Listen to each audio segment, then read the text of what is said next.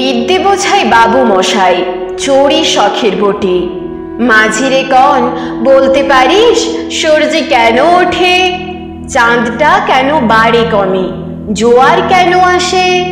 বৃদ্ধ মাঝি অবাক হয়ে ফেল ফেলিয়ে হাসে। বাবু বলেন, সারা জীবন মরিলি রে তুই খাটি, জ্ঞান বিনা তোর জীবনটা যে চারি আনাই মাটি। খানিক বাদে কহেন বাবু, বলতো দেখি ভেবে, নদীর ধারা কেমনি আসে পাহাড় থেকে নেবে? বলতো কেন লবণ পোড়া সাগর ভরা পানি? মাঝি সে কয়, আরে মশাই অত কি আর জানি? বাবু বলেন, এই বয়সে জানিস নেও তা কি?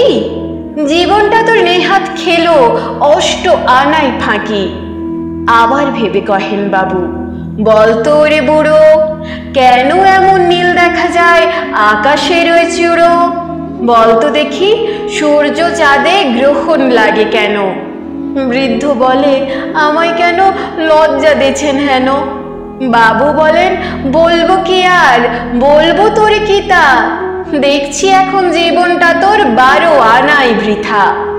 খানিক বাদে ঝড় উঠেছে, ঢেউ উঠেছে ফুলে। বাবু দেখেন নৌকা খানি ডুবলো বুঝি দুলে।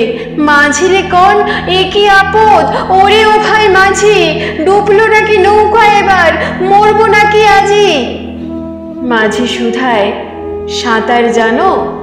মাথা নাড়েন বাবু। মূর্খ মাঝি বলে, মশাই এখন কেন কাবু?